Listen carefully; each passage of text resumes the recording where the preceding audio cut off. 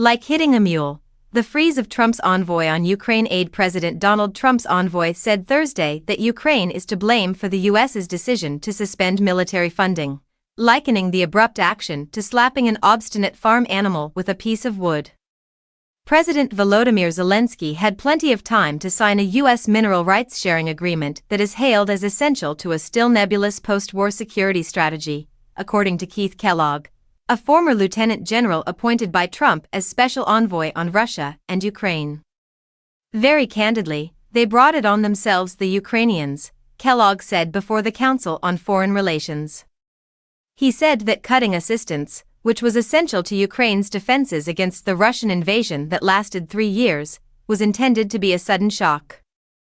I think the best way I can describe it is sort of like hitting a mule with a 2x4 across the nose, added the man.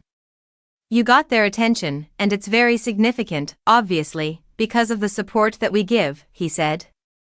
Although he warned that Trump alone would make the choice, Kellogg said that the halt should only last until Zelensky signs the agreement.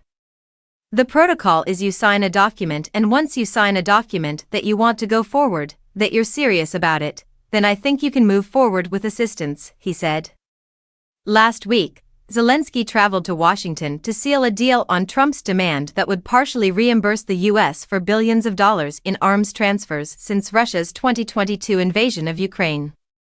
Zelensky asked how to trust any Russian assurances, and the two leaders' discussion abruptly broke down.